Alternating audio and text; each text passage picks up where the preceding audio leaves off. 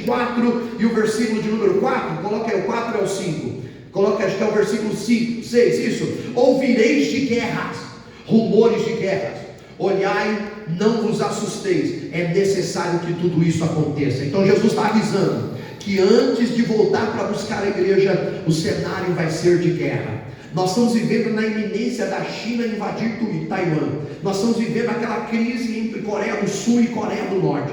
Os países estão um ameaçando. Nós estamos vivendo já a chamada guerra comercial. Os Estados Unidos colocando taxas absurdas nos países, especialmente na China, porque os Estados Unidos quer abater todas as nações e se tornarem mais fortes. Então tudo isso é o que, pastor? É isso aqui, é guerras e rumores de guerras. Aí Jesus falou assim, ó, olhe, mas não se assuste, porque é necessário que isso aconteça. Aí ele diz assim, ó, mas ainda não é o fim. Coloca o versículo 7, porquanto se levantará nação contra nação. Então isso aqui, irmão, nós estamos vendo acontecer, sim ou não? Sim. Quer dizer que o tempo está terminando.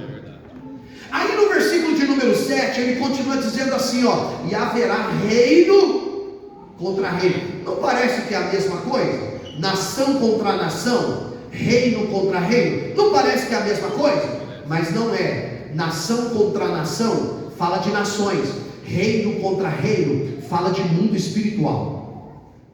Vocês perceberam como o reino está em guerra contra o próprio reino?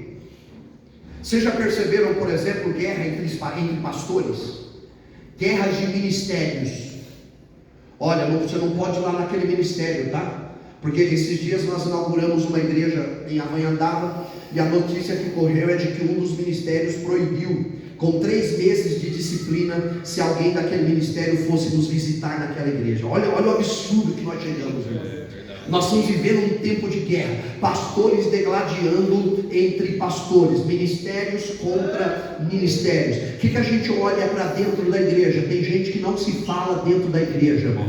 Tem gente que canta no mesmo grupo, tem gente que vem para o mesmo ensaio, tem gente que congrega na mesma igreja, mas se um entrar por uma porta, o outro sai pela outra, que é para não dar paz ao Senhor. Que isso? É o reino em guerra consigo mesmo. Nós estamos vivendo isso daí. Nós olhamos para a internet e hoje é muito normal hoje nós percebemos pastores atacando pastores falando a respeito de pastores. Você viu como está aumentando de uma forma assustadora?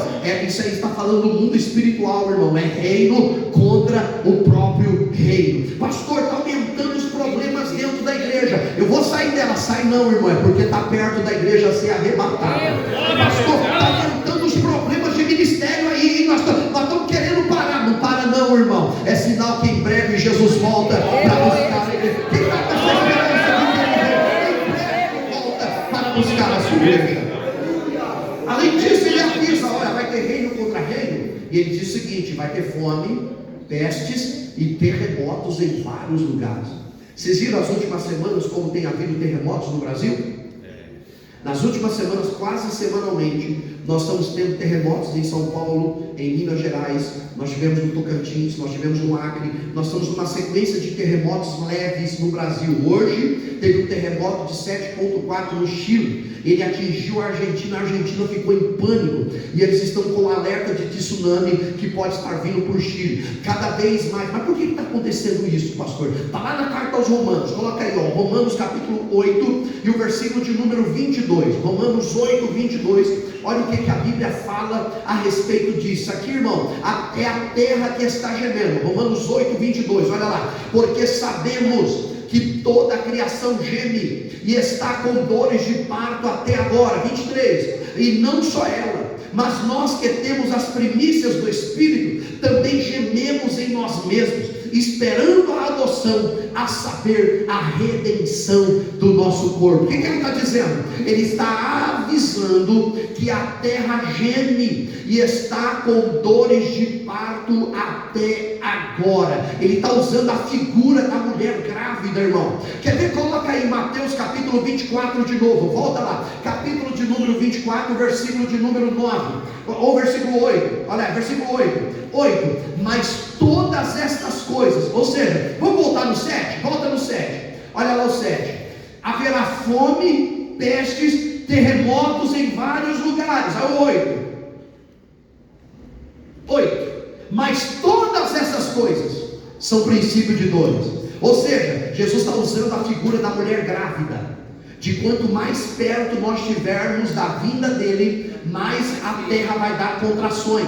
A mulher, quando está perto de dar à luz, as contrações se tornam mais intensas, ou seja, mais fortes e mais constantes. Elas vão se tornando mais constantes e cada vez mais fortes. É por isso que nós estamos olhando para a terra e parece que a terra está gemendo. Por isso que Paulo diz assim, a criação geme e está com dores de parto até agora. Então ele está dizendo, está falando da terra. Aí depois ele diz assim, mas não é só ela não. Nós também que temos as primícias do Espírito, gememos em nós mesmos. Parece que algo fica dizendo entre nós, irmão. Esses dias meu filho tem 6 anos, o Raul, meu filho caçula, ele tem 6 anos. E esse dia ele estava vendo algumas coisas, eu estava vendo algum vídeo sobre as guerras que estavam acontecendo. Aí ele olhou para mim e falou assim, papai, por que Jesus não volta logo? Para Jesus buscar a igreja, porque eu não aguento mais esse negócio de tanta guerra e tanta gente doente no mundo e tanta coisa acontecendo. Eu falei, calma filho, daqui a pouco ele vai voltar. Mas você percebe que até uma criança, ela parece que já está entendendo que o mundo não nos suporta mais, o mundo não aguenta mais a igreja, irmão. É por isso que a criação está gemendo, nós também estamos gemendo e estamos esperando o quê? A nossa redenção, a trombeta tocar e a igreja subir gloriosa. Vamos continuar, versículo 9, vamos lá, versículo 9. Então vos hão de entregar para seres atormentados e matar-vos-ão, e sereis odiados de todas as gentes por causa do meu nome. Sabe do que isso está falando? Quanto mais perto nós estivermos da época da graça terminar, mais a igreja vai ser odiada. A tendência é que a igreja seja odiada. Pergunto para vocês, no Brasil tem perseguição, sim ou não? Tem, mas é pouca, não é? Vamos reconhecer. Se a gente quiser fazer um culto ao ar livre, dá para fazer ainda? Sim. Dá. Então não dá para a gente falar que a gente está muito perseguido. Se a gente quiser fazer uma vigília, dá? Dá. Aqui tem problema com os vizinhos de som? Tem problema. Se o som chegar na casa do vizinho, o vizinho reclama e processa a igreja e tal, e faz o estrago. Mas isso vamos reconhecer, não é perseguição, é só a gente baixar o som. Não é perseguição.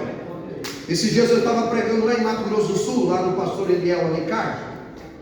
E aí o pastor Felipe, depois do culto, nós fomos jantar, e ele falando para mim o seguinte, ele disse para mim o seguinte, pastor, nós estamos tirando todos os nossos missionários da Europa. Nós estamos tirando os missionários da Europa, nós estamos tirando os missionários dos Estados Unidos, e a gente está mandando os missionários só aonde não pode pregar o Evangelho. Então quem quiser ser missionário lá no campo de Mato Grosso do Sul, porque tem os missionários, eu quero ser missionário nos Estados Unidos, eu quero ser missionário na França, eu quero ser missionário na Itália, em Veneza. Não. Então ele falou, não, pastor, esses lugares já foram evangelizados, e agora a gente precisa entrar aonde não pode entrar. E ele contando para mim do missionário na Nigéria. E a Nigéria, você sabe, ela é assolada pelo Boko Haram, que é um grupo terrorista além do Estado Islâmico. E ele contando do missionário que ele estava saindo de manhã para a oração, pegou o filhinho, colocou na moto, e ele saiu, e no meio do trajeto até a igreja, ele foi atingido por tiros pelo Boko Haram. E o missionário caiu no chão, caiu em cima do filho, e o filho ficou ali quietinho, e o pai falando para ele assim, filho, quando eles forem embora, você levanta, volta e fica com a mamãe, porque hoje o papai vai encontrar com Jesus. E não deu outro, o missionário morreu, a criança ficou embaixo. Quando aqueles homens foram embora, a criança levantou, correu, voltou para casa e disse, mamãe, mataram o papai, e ele foi encontrar com Jesus. Ali é perseguição de verdade. Então, por que eu estou dizendo isso? Para você não ficar falando que você está sendo perseguido, porque você não está sendo perseguido. Pastor, eu vou embora dessa igreja porque o pastor não está me dando oportunidade, ele está me perseguindo. Pastor, eu vou embora dessa igreja porque essa igreja não tem amor, as pessoas passam por mim e não me dão paz do Senhor. Para de bobeira, irmão. Para de manha. De você achar que porque tirou o cargo de você está sendo perseguido. Porque quando mudou você de posicionamento, você está sendo perseguido. perseguido, porque deu uma palavra dura no culto. Isso não é perseguição. Ele falando dos missionários que tem a casa incendiada pelos grupos terroristas. Eles não podem pregar o evangelho. Aqui a gente, pastor, o pastor não quer deixar eu pregar. Prega na rua, irmão. Olha a graça, pregar o evangelho. Encontra alguém, prega a palavra, mas pare de dizer que você está sendo perseguido, porque você não está. A verdade é que essa geração de hoje é muito enorme. É uma geração, ainda bem que Deus nos trouxe aqui, e o objetivo dele é renovar a nossa força, para nós enfrentarmos as batalhas. É tanta gente parando, e a gente fica sem entender. Eu saí de lá porque eu estou sendo perseguido. Para com isso. Olha lá, e ele avisa: mataram-vos-ão, sereis odiados de todas as gentes por causa do meu nome. Olha o versículo 10. Neste tempo, muitos serão o quê? Ó, duas coisas que ele fala, três coisas: escândalo, traição e aborrecimento. Ele avisa que quando o tempo da graça tiver para terminar, vai ter muito escândalo. Nós estamos vivendo aí uma época alarmante de escândalos. Cada semana o Fuxico Gospel solta uma pancada. Cada semana os assembleianos de valor, os assembleianos de valor soltam uma nota acabando com alguém. Fulano caiu, fulano, e aí a internet arrebenta, irmão, e zomba da igreja, irrita a igreja, e eles zombam de nós, e eles dão risada de nós, e os escândalos aumentando cada vez mais. Mas você sabia que é por isso que você não pode parar, irmão. Esses escândalos que estão acontecendo é um dispositivo de Deus para avisar a igreja que a época da graça está perto de terminar. É verdade. É por isso que ele diz: vai ter muito escândalo. Depois ele diz o que? Vai ter muito o que? Traição. A família está quebrando, irmão. Os casamentos estão falindo. A rede social está quebrando as famílias, os casamentos. Nós estamos vivendo um tempo triste.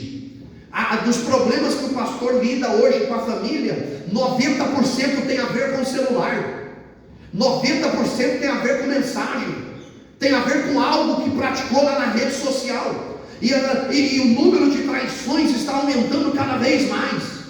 E nós estamos vivendo esse cenário. Pastor, tem muita coisa ruim acontecendo. É melhor parar? Não, irmão, é para abrir os olhos.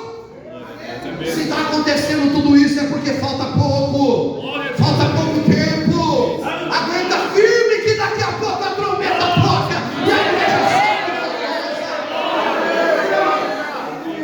Escândalos, traições, aborrecimentos, pessoas aborrecidas.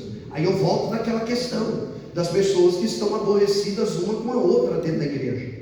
Obreiros que não se falam, pessoas que não se cumprimentam, pessoas que a gente não sabe nem como é que faz para morar as duas no céu.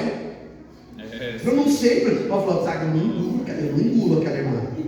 Aquela irmã não me desce. Ó, aquele irmão lá, rapaz, tem alguma coisa naquele cara ali que olha. Para com essas coisas, irmão, vai cuidar da sua vida. Glória a Deus, é mesmo. Para com essas coisas, esse negócio de essas birrinhas dentro da igreja, irmão. Tem hora que a gente perde muito tempo. O pastor da igreja era para a gente estar preocupado com o número de almas, era para a gente estar preocupado como ganhar mais almas para Jesus, era para a gente estar preocupado em evangelizar a cidade, o bairro que a gente mora. Não, aí o pastor tem que ficar perdendo tempo separando briga de crente, irmão, separando, não, porque fulano falou, não sei o que. Isso aí é estratégia do diabo para distrair, para atrasar a igreja. Falatório, conversa, fofoca no meio da igreja. Acorda, irmão, tem que haver um despertamento sobre nós, para a gente parar de perder com essas coisas e nos concentrar na vida de Jesus que está muito perto de acontecer. Olha lá, vamos continuar. Irmão, você acredita que eu estou na introdução da mensagem? E o tempo já está acabando. Olha lá, Mateus 24:11. E surgirão muitos falsos profetas. Pastor, como é que dá para a gente saber que está perto de Jesus voltar? Falsos profetas, irmão. E eles fazem o quê? Enganam a verdade para vocês. Antes da pandemia estava ruim. Estava ruim. Mas depois da pandemia piorou. Piorou, irmão, piorou. Porque até então ninguém fazia muita live, né? Mas aí foi todo mundo para as lives, irmão. Apareceu cada profeta, irmão. Apareceu, cara, tem muitos aí que famosos, né? Pessoas famosas, profetas do Pix. Ai meu Deus, quanta gente frustrada dentro da igreja, irmão. Porque se você convidar para o culto de ensino, não vem. Mas se o profeta abrir uma live, olha, o profeta Joãozinho de Fogo abriu a live, eu vou entrar. E ele fica lá, glória, ele fica ali no comentário, glória. Glória, tem alguma palavra para mim? Tem uma palavra. E o Joãozinho pede fogo de lá e diz assim: ó, faz o pix que eu revelo. Faz o pix que eu entrego a palhaçada, irmão. E tem gente que manda o pix, irmão. Manda o pix. Quando cair o pix, eu mando a mensagem. Que isso, irmão? Para com essas coisas. A hora que Deus quiser falar contigo, Ele fala através da palavra. Se Deus quiser te encontrar na rua, Ele te encontra. Ele sabe o teu endereço. Coisas, é por isso que tem muita gente frustrada dentro da igreja, irmão. Eu estou frustrado porque o profeta falou, mas não aconteceu até agora. Para com essas coisas. Esses profetas falsos são falsos, profetas picaretas. Eu creio, irmão, que Deus tem profeta, tá bom? Não é que eu não, eu creio que Deus tem profeta na terra. Eu creio, mas a maioria, vamos reconhecer, é picareta, é gente sem vergonha, que quer tirar o dinheiro dos outros e estão fora da direção de Deus. Pastor, está cheio de profeta falso, e agora? É para dar glória a Deus. Em breve ele volta para buscar a sua igreja. Olha lá, vamos para nós. E por se multiplicar a iniquidade, o amor de muitos esfriará. Então, vocês já sabem que a iniquidade, ela é o pecado proposital. Então, você tem que perceber isso aqui. Por exemplo, quando a gente lê 2 Tessalonicenses capítulo 2, a Bíblia chama o anticristo de o iníquo. O que é o iníquo? A Bíblia diz assim: o homem do pecado. Por quê? Porque uma pessoa iníqua, ela peca porque quer. Ela não é aquela pessoa que ela é. A gente não erra, não. A gente erra. Só que daqui a pouco você erra, meu Deus do céu, por que eu falei isso? Por que eu fiz isso? Por que eu vi isso? Por que, meu Deus, você fica ali, Deus me perdoa. O iníquo não. Ele peca, ele sabe que é pecado e ele não para de pecar. E sabe o que ele ainda fala? A minha consciência não me acusa. Eu tenho uma amante, mas a minha consciência não me acusa. Eu tenho outra pessoa fora do casamento, mas a minha consciência não me acusa. São pessoas iníquas, irmão. São pessoas iníquas. Ela tem a mente cauterizada. Ela não tem mais consciência do pecado. Tornou-se uma. E a tendência é o quê? Por se multiplicar a iniquidade. A iniquidade multiplica e o amor esfria. Então, quanto mais aumenta a iniquidade, mais o amor esfria. Quanto mais o amor esfria, mais a iniquidade aumenta, irmão. É por isso que nós estamos vendo tanta coisa ruim acontecendo. O que é isso? É o aumento da iniquidade. O mundo está podre. É o aumento da iniquidade. Os pecados estão se avolumando de forma assustadora. É o aumento da iniquidade. O que nós estamos percebendo hoje, irmãos?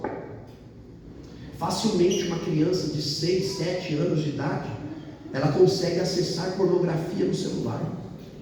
Às vezes a mãe distrai e fala assim: ó, eu vou lavar a louça para a criança não ficar me incomodando, eu vou deixar ela com o celular. Naquela meia hora que você deixa seu filho, sua filha com o celular, o diabo consegue inserir alguma coisa na mente deles.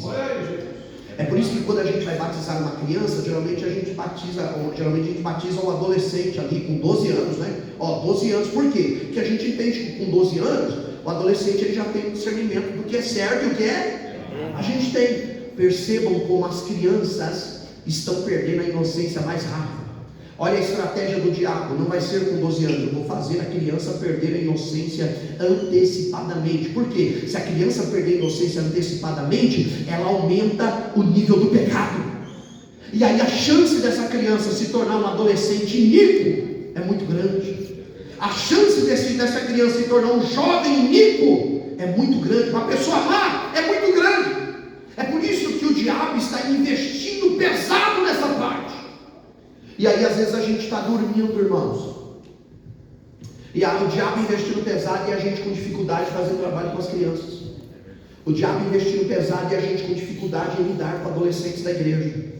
O diabo investindo pesado e a gente perdendo jovens para o mundo. Por quê? Porque parece que a gente não está dando tanta atenção a isso que está acontecendo. Então essa noite aqui é Deus abrindo os nossos olhos para a gente acordar. É para a gente acordar, irmão. Coloca aí Apocalipse capítulo 12 e o versículo de número 12. Apocalipse capítulo 12 e o versículo 12. Olha lá, olha a pressa do diabo. Pelo que alegrai-vos os céus, e os que vós que neles habitais, e ai dos que habitam na terra e no mar, porque o diabo desceu a vós, e tem grande ira, sabendo que tem pouco tempo. Por que o diabo está volumando cada vez mais, pastor, o ataque contra crianças, contra os casais, contra a família, contra a igreja? A resposta está aqui, ó. Ele sabe que tem pouco tempo. Ele sabe que o tempo dele está terminando. Agora, se ele sabe que o tempo dele está terminando, a gente precisa entender que o tempo da igreja na terra também está terminando. Se o diabo está trabalhando com mais pressa, então a igreja tem que trabalhar com mais pressa também. O diabo está lutando para tirar alguém, a igreja tem que lutar para ganhar mais alguém. O diabo está lutando para destruir mais alguém, a igreja está lutando para levantar mais alguém. O diabo está lutando para destruir mais uma família, a igreja está lutando para restaurar mais uma família, e nós nos prepararmos para a vinda de Jesus. Então, veja que eu estou falando só essa introdução, só os sinais que revelam que o tempo da graça está para terminar. E a qualquer momento ele vai terminar, sim ou não? Sim. Quando é que ele vai terminar? Vamos ver? Coloca aí 1 Tessalonicenses capítulo 4 e o versículo 13. Nós vamos ler, vamos pôr até o 18, tá? 1 Tessalonicenses capítulo 4, versículo 13, olha lá. O que estava acontecendo com a igreja de Tessalônica? Escuta isso aqui. A igreja de Tessalônica, ela foi fundada pelo apóstolo Paulo. Depois de 2 anos aproximadamente, Paulo mandou Timóteo ir em Tessalônica para ver como estava o andamento da igreja. Então ele inaugurava a igreja, ficava um tempo, ele vinha, 2 anos depois ele chamou Timóteo e falou: Timóteo, vai lá e vê como é que está o andamento da igreja. Timóteo foi. Aí ele voltou e disse assim: Paulo, a igreja está firme, eles estão esperando Jesus voltar, só que tem 2 problemas lá que a gente precisa esclarecer. Qual é o problema? Ele falou: primeiro, é no tocante ao trabalho. Como assim? Os irmãos abandonaram o emprego. Como abandonaram o emprego? Eles estão com tanta certeza que Jesus já vai voltar, que todo mundo parou de trabalhar. Foram lá no emprego e pediram a conta. Por que não precisa trabalhar mais? Porque em breve Jesus vai voltar. Aí Paulo escreve as 2 cartas esclarecendo, e ele chega a dizer para os irmãos assim: olha, irmãos, se vocês não quiserem trabalhar, não tem problema, mas quem não trabalha também não coma. O que ele está dizendo? Enquanto Jesus não vem, a gente tem que viver a nossa vida normal. Trabalhar, tem que estudar, tem que correr atrás, não tem jeito, mas não pode perder esperança na vida dele. Ele está dizendo isso. Outro problema era quando alguém morria. Quando o irmão da igreja morria, os irmãos reuniam e choravam porque ele morreu, e dizia o seguinte: esse irmão morreu e infelizmente ele não vai participar da vinda de Jesus. Então esses eram os 2 problemas da igreja de Tessalônica. Aí Paulo escreve: não quero, porém, irmãos, que sejais ignorantes acerca dos que já dormem, ou seja, dos que já morreram, para que não vos entristeçais como os demais que não têm esperança. 14. Porque se cremos que Jesus morreu e ressuscitou, assim também aos que em Jesus dormem, os que morreram, Deus tornará a trazer com eles. 15. Dizemos-vos, pois, isto pela palavra do Senhor, que nós, os que ficarmos vivos para a sua vinda, não precederemos os que dormem. Olha o 16. Porque o mesmo Senhor descerá do céu com alarido, e com a voz do arcanjo, e com a trombeta de Deus, e os que morreram em Cristo ressuscitarão primeiro. Depois nós, os que ficarmos vivos, seremos arrebatados juntamente com eles nas nuvens, a encontrar o Senhor nos ares. Aleluia. E assim estaremos sempre com o Senhor. Olha o 18. Portanto, consolai-vos uns aos outros com estas palavras.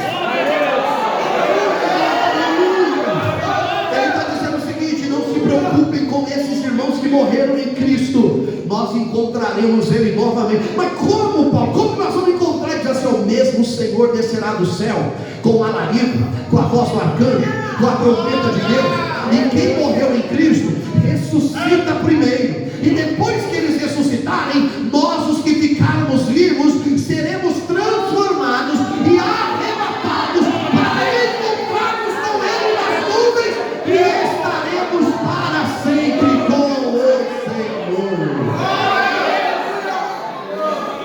A nossa expectativa é essa, irmão. A trombeta vai tocar a qualquer momento.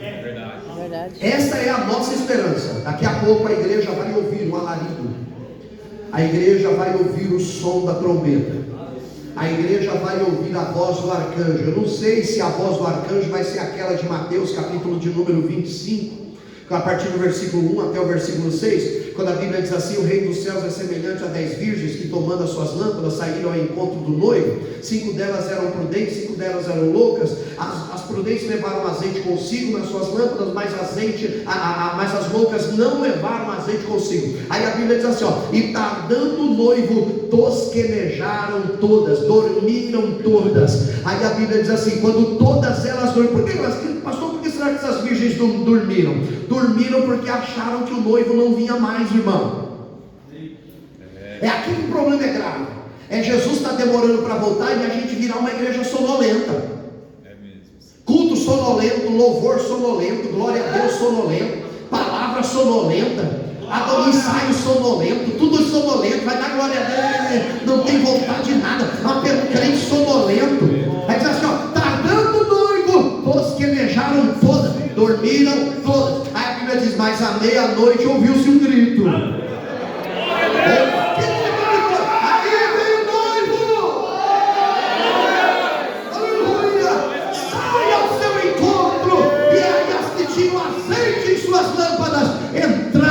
Estar com o noivo para sempre. Então o que nós estamos esperando é o quê? Que a trombeta vai tocar a qualquer momento. E quando a trombeta tocar, os mortos ressuscitarão primeiro. E nós, olha o que Paulo diz, coloca aí, 1 Coríntios capítulo 15, versículo 51. Nós vamos até o 58, tá? 1 Coríntios capítulo 15, versículo 51 ao 58. Eis aqui vos digo um mistério. Na verdade, nem todos dormiremos, mas todos seremos transformados. Então ele está dizendo o seguinte: tem gente que morreu, mas tem gente que vai ficar vivo para a vinda de Jesus. Aí diz assim, nem todos vamos morrer. Aí diz assim, mas todos seremos transformados. Tanto quem está vivo quanto quem morreu. Seremos transformados num momento, num abrir e fechar de olhos ante a última trombeta. Porque a trombeta soará, os mortos ressuscitarão incorruptíveis e nós seremos transformados. Olha lá, continua.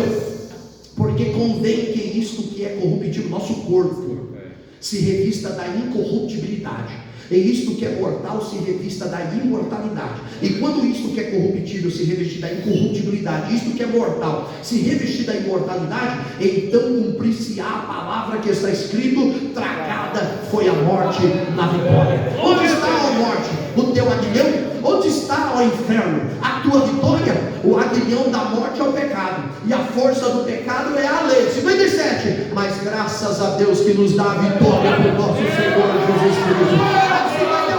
Portanto, meus amados irmãos, sede firmes e constantes, sempre abundantes na obra do Senhor, sabendo que o vosso trabalho não é vão no Senhor. Escuta, quando a trombeta tocar, os mortos ressuscitam e nós teremos o nosso corpo transformado. Isso aqui é maravilhoso, irmão. Isso aqui é espetacular. Corpo transformado. Não tem hora que dá umas dorzinhas esquisitas no corpo? Quem veio para o culto hoje com dor? Dor. Está sentindo dor? Olha lá, irmã. Dor no que, irmã? Na perna. E a irmã da frente?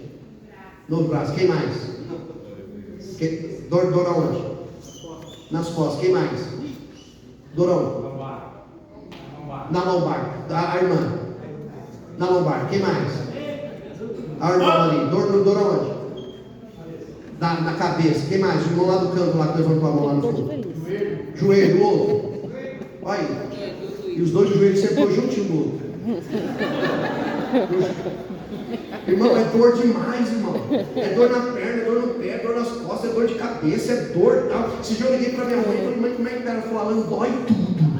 Começa a ficar do pé, a ponta da cabeça, dói tudo. Quando a trombeta tocar, nós seremos transformados.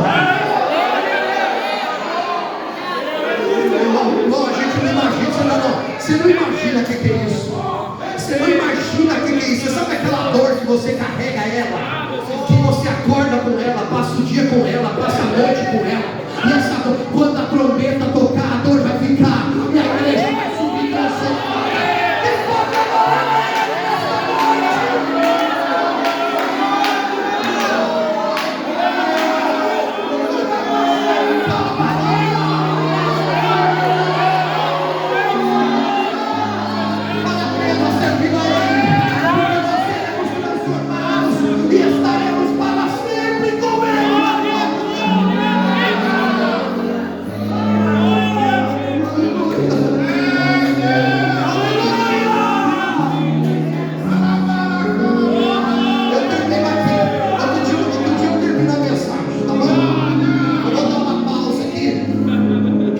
Faltou falar das bodas do Cordeiro, do tribunal de Cristo, o que acontece na terra, o reino milenial, o juízo final, a morte da morte, a condenação do diabo lançado no lago de fogo, a destruição da besta do anticristo, tudo falta, tudo isso aí, mas outro dia eu termino, porque é muita coisa que fala.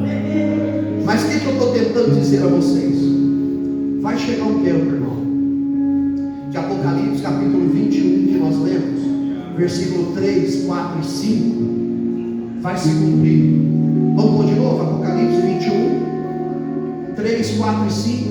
Eu li para vocês.